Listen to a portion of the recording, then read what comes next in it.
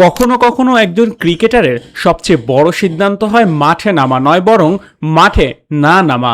তাসকিন আহমেদ ঠিক তেমনই একটি সিদ্ধান্ত নিয়েছেন। শ্রীলঙ্কার লঙ্কান প্রিমিয়ার লিগে আলো, দর্শকের উচ্ছ্বাস আর ফ্রাঞ্চাইজি ক্রিকেটের আকর্ষণ সবকিছু থেকে নিজেকে সরিয়ে নিয়েছেন বাংলাদেশি পেস সেনসেশন। কারণ সামনে অপেক্ষা করছে আরো বড় এক দায়িত্ব, আরো কঠিন এক চ্যালেঞ্জ।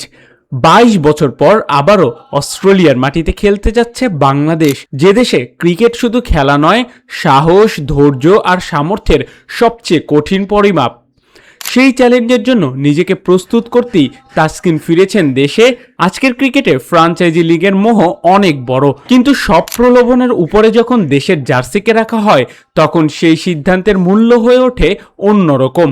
তাসকিন জানেন অস্ট্রেলিয়ার উইকেটে একটি স্পেল বদলে দিবে পুরো ম্যাচের গল্প, আর সেই গল্পের অংশ হতে চাইলে প্রস্তুতিটাও হতে হবে নিখুঁত। তাই এবার শ্রীলঙ্কার পথে নয়, তার পথ ফিরেছে বাংলাদেশের দিকে। বিশ্রাম, অনুশীলন আর লাল বলের প্রতি সম্পূর্ণ মনোযোগ, এ নিয়েই শুরু হবে নতুন প্রস্তুতি।